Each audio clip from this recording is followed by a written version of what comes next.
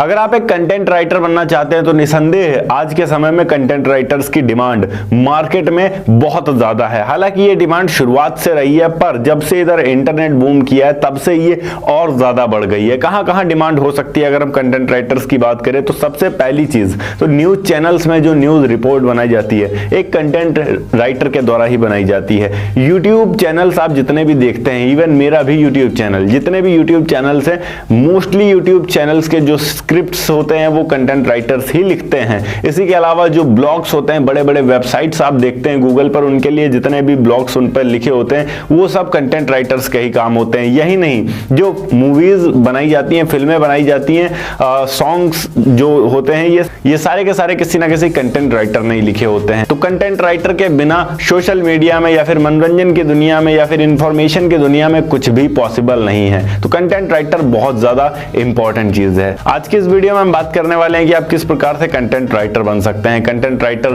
कितने रुपए तक कमा सकते हैं, कंटेंट राइटर बनने के लिए कौन सी डिग्री की जरूरत होती है या फिर बिना डिग्री के आप बन सकते हैं या नहीं बन सकते हैं, ऐसी बहुत सारी चीजें। तो इस वीडियो को अंत तक जरूर देखिएगा। हेलो एंड वेलकम फ्रेंड्स, मेरा नाम है अनूप सिंह और आप देख रहे हैं आपका अपना YouTube channel. So let's get started. 12वीं के बाद अगर आप कंटेंट राइटर बनना चाहते हैं तो इसके लिए कौन सी डिग्री आपको लेनी पड़ेगी इसकी हम बात करें, पर उससे पहले हम बात कर लेते हैं कि कौन कौन से वो गुण होने चाहिए आपके अंदर जो बिना डिग्री के भी आपको एक कंटेंट राइटर बना देंगे।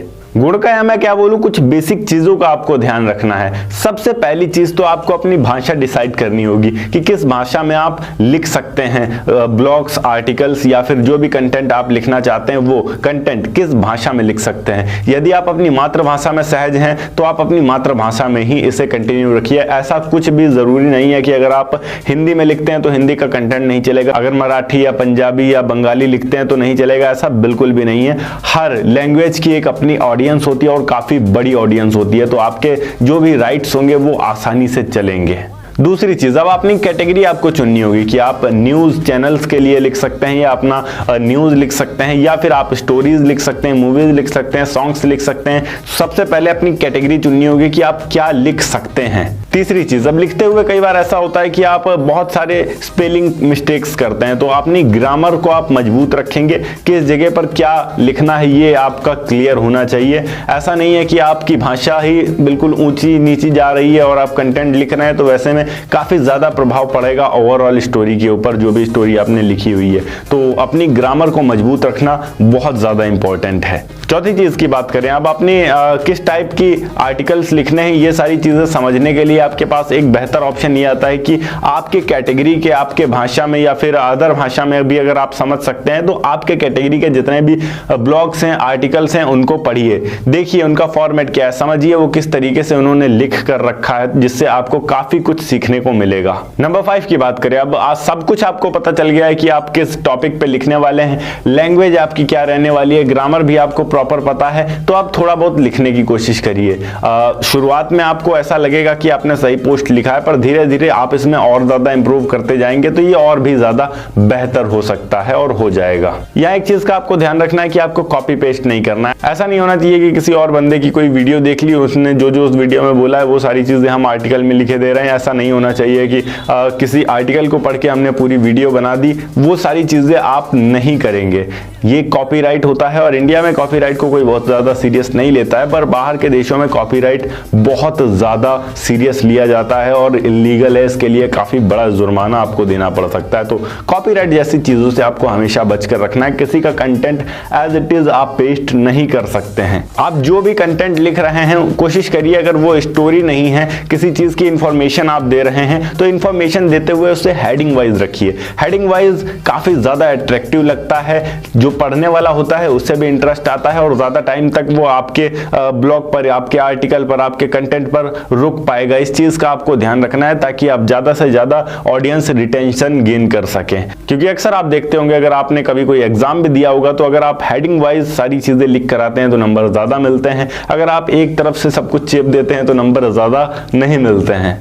कोई भी आर्टिकल अगर आप लिखने वाले होते हैं या फिर किसी भी चीज के बारे में अगर आप लिखने वाले होते हैं, किसी की लाइफ बेस्ड स्टोरी लिख रहे हैं या कुछ भी लिखने वाले हैं, लिखने से पहले सबसे इंपॉर्टेंट ये है कि आप उस चीज के बारे में प्रॉपर रिसर्च करें। कम से कम नहीं तो 1 से 2 दिन तो रिसर्च करें। जब एक एक जानकारी उस चीज के बारे में आपके पास आ जाए पूरी तरीके से, उसके बाद ही आप एक आर्टिकल लिखना शुरू करें। आप कुछ भी ऐसा मिस ना करें जो लोग जानते हैं और वो कहेंगे कि आपने इसे मिस कर दिया। इससे आपके आर्टिकल का बुरा प्रभाव पड़ सकता है, पब्लिक में आपकी इमेज खराब हो जाएगी। तो केवल वही चीज बताएं जिसके बारे में आपको पूरी जानकारी है। ओके, ये कुछ बेसिक चीजें थी। अब बात करते हैं कि कौन सी डिग्री लेनी पड़ती है अगर हम एक कंटेंट राइटर बनना चाहते हैं। तो कंटेंट राइटर बनने के लिए आप bachelor of journalism in mass communication की डिग्री ले सकते हैं, जो कि 12th के बाद आपको आसानी से मिल जाएगा। कई सारे कॉलेज में आपको ये डिग्री मिल जाएगी, जो भी आपके नियरेस्ट कॉलेज में आपको ये डिग्री मिलती है आप वहां से ले सकते हैं। इसके बाद आप मीडिया फील्ड में, न्यूज फील्ड में या फिर सोशल मीडिया फील्ड में, कंटेंट राइटिंग फील्ड में काफी आगे तक जा सकते हैं। इस डिग्री की वैल्यू काफी ज्यादा होती है मीडिया फील्ड में। अगर आप केवल बैचलर्स डिग्री से संतुष्ट नहीं है तो आपको मास्टर्स का भी ऑप्शन मिलेगा, उसके बाद आप पीएचडी भी कर सकते हैं। अगर हम सैलरी की बात करें तो वो डिपेंड करता है कि आप किस जगह पर काम कर रहे हैं। अगर आप एज एन फ्रीलांसर काम कर रहे हैं, किसी के लिए सिर्फ आप एक आर्टिकल लिख कर देते हैं, उसका चार्ज करते हैं, तो आप 2 से 3 हजार रुपए, 4 हजार रुपए चार्ज कर सकते हैं। डिपेंड करता है कि कौन सा व्यक्ति आपसे वो चीज खरीद रहा है। कोई छोटा मोटा यूट्यूबर आपसे ले रहा है तो मुश्किल से 500-1000 रुपए देगा। अगर कोई बड़ा यूट्यूबर आपसे ले रहा है, अच्छा खासा का चैनल है, तो वो आपको एक आर्टिकल के अच्छे खासे पैसे दे सकता है, 2500, 3000, 4000 भी दे सकता है। अगर आप सैलरी बेसिस पे किसी मीडिया हाउस में काम कर रहे हैं, न्यूज चैनल में काम कर रहे हैं, तो वहां आपकी सैलरी 50,000 से 1 लाख तक भी हो सकती है। तो ओवरऑल डिपेंड करता है कि आप किस जगह पर हैं, क्या पोस्ट है आपका।